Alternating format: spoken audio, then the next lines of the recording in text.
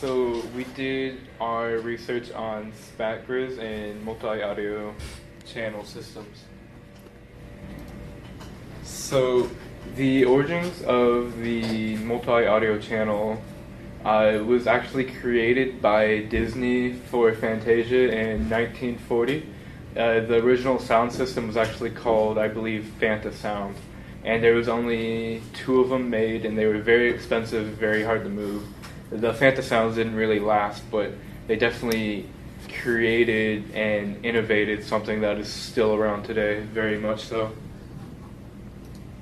So for the origins of SpatGRIS itself, it was created in 2009 at the University of Montreal. It was created by Robert Normandou, Olivier, no, I'm not going to say all the names, Yeah. just those 6 people, and also I believe Robert Normandou was actually here in Florida last year showcasing SpatGRIS. So the first plugin that they ever made was OctoGRIS, which came out in 2010, and they've updated it a little bit after that, but it was strictly for 8 channels and was fairly limited. They then created a second plugin called Zurich OSC that was developed in 2012 with its own updates as well. This was to update another software. I forgot the name of what it was called, but what that software did was set up like a kind of like a 3D field for multi-channel audio, and that became a way to control it. That's what that was aimed to do.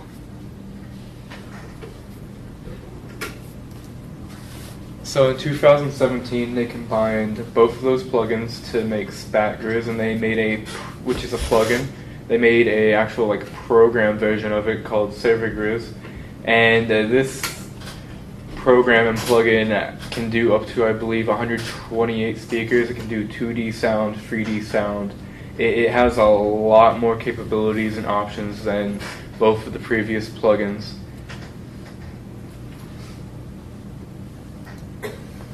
So the strengths that came with the system was, of course, the surround sound that we then can get from it with its richer, fuller tone, and also will add an immersive experience for the actual user. An example of this would be like your standard movie theater, like you have surround sound like in IMAX theaters.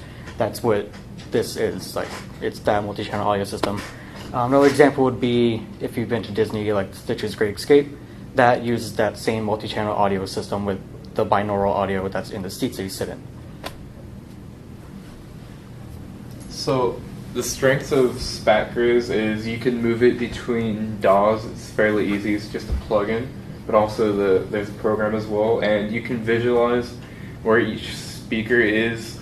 It like gives you a little circle with the speakers, and you can move it accordingly.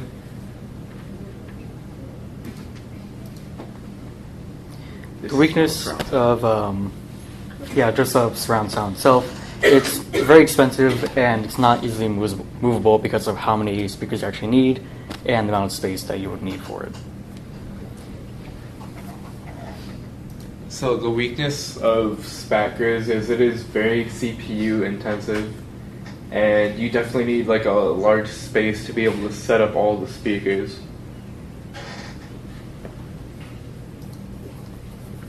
So for the original applications for SpatGRIS itself was for experimental musical performances to be done in a 3D space, and it will allow the movement of the sound in a 3D space. And it's kind of like a way for the musician to kind of like envelop the listener in the music that they created.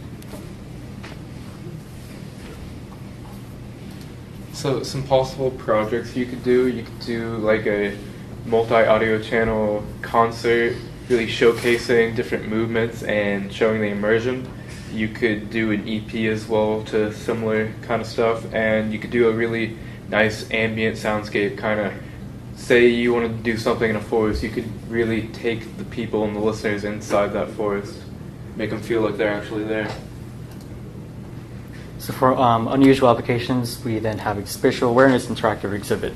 For this, we can kind of set up the speakers to still be the same way as surround sound, but it would have a sensor on each speaker that when someone approaches it, that it would then activate the sound that's attached to that speaker.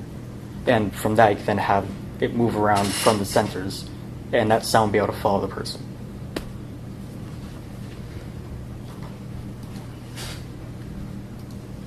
Some additional research we did was we found some more information about SpatGRIS besides the links provided. We researched a lot about setups such as like 5.1 and 7.1 and possible algorithms and setups for audio playback. So for the investments that would be needed from the school, ideally we would need to have a space specifically for SpatGRIS or multi-channel audio system because we don't have that currently. And you're going to see that issue with our demo, that because when we have an issue, we have to set up in that little lab and library. The equipment that we also need are loudspeakers, more XLR cables than we already have. We would need an audio interface, kind of like the Fireface 2 effects that we have, but we would need multiple because of how many speakers we'll have. We also need a powerful PC, like more powerful than the Macs we have here because of how intensive it actually is. And then if you want to do 3D sound, you actually need a scaffolding rig to attach the speakers to make the dome that SpatGRIS can actually make. So in conclusion, we've both come to agreement that this project is not really all that feasible. Space is definitely one of the biggest parts. We don't have a space dedicated to where we could just leave this set up and large enough as well. And also like the equipment we would need, we probably couldn't justify having Stetson spend the funds on something for just this project. We would have to find something else that this would be used for afterwards. Yeah, for the just the investment that the school would have to make, it's going to be for a small handful of the population of the school. It would be smaller than the amount of students that use the studio. So because of that, that's another reason why the school wouldn't see it as a worthwhile investment, because such a small population would be using its actual system. And that's it. Does anyone have any questions?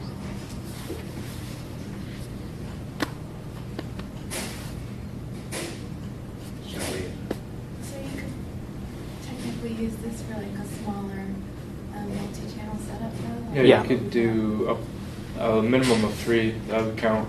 Mm-hmm. I'm not sure if you guys said how much it cost. We didn't, but in order to do it justice and do it correctly, it's going to cost several grand. It depends how many speakers you want. Yeah. It could range from like 3,500 to like tens of thousands. Yeah. And normally, if like the systems that use this, the loudspeakers that they use are several grand each speaker. So How much is the actual software?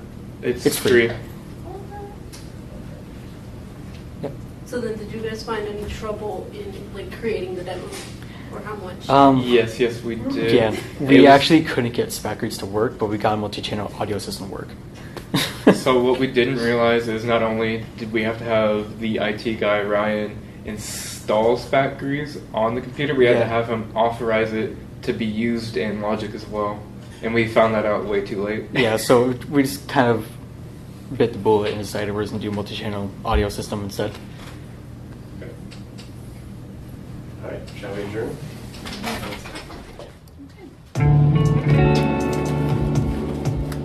You heard it already. It's over there.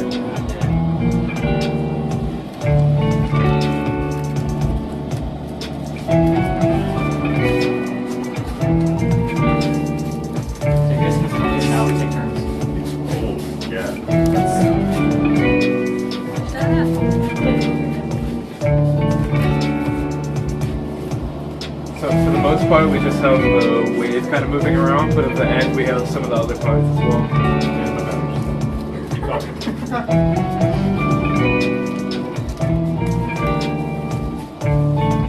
So if you step back to where like Wolek is, you can already hear only these two speakers, and what's moving between them, you won't hear anything else. Oh man. That's so weird.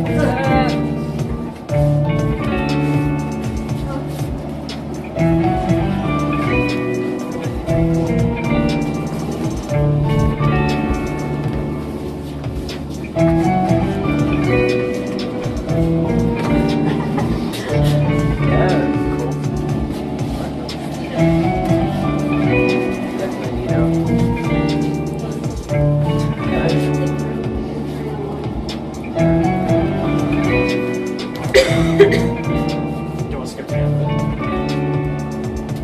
Just let them listen to it. Show you some of the ways we can do. Right, that's also how we set it up.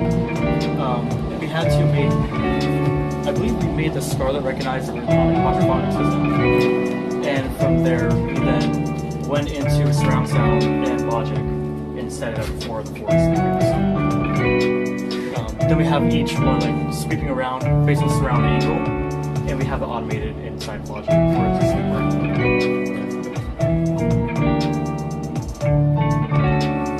Yeah, we started to go crazy at the end. Yeah, what's the Move to that. Go ahead. Move to that. Let the people hear.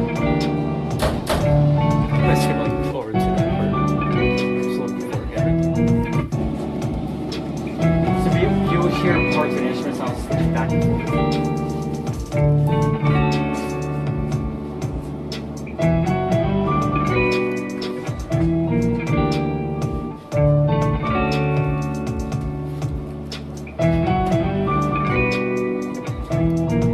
Pause it. Tell me then, what do you find are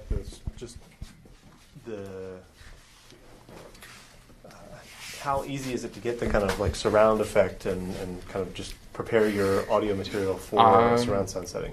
It's definitely kind of difficult because, we're all used to working with 2 speakers. And you got to think about, do you want it panned in these 2? You want it panned in these 2? Do you want it panned in these 3? Up front, just this one, just this one? And how do you want it to sweep around? Because you got to be careful. If you want it to go this way, you got to pan it right. Otherwise, you'll hear it in these speakers at a certain point, and you might not want that. And also, just if you overdo it, it's going to sound way too muddy. So you have to kind of be very vigilant with how you're going to go about it, and also just really think about how you want your sound to move around. Okay. It seems like you have to really change your mentality to work. You do. in a completely Yeah, it's different definitely dimension. completely different mixing techniques. And then just imagine this if we had speakers above you too. Yeah. Because then that has an entire sound of it going above you. Yeah. Imagine 128 speakers. Or if they have that dome set up. Yeah. That's why they get good money. Is that Oh yeah, that's that good money. is that what the dome was? Was that 120? Yes. That Yeah. probably. Okay, cool. I believe the 2D one went up to 32, I believe. Yes, 32. Oh. Shoot. And that was just for 2D, let's create a circle. But you can do 3D with 16 speakers.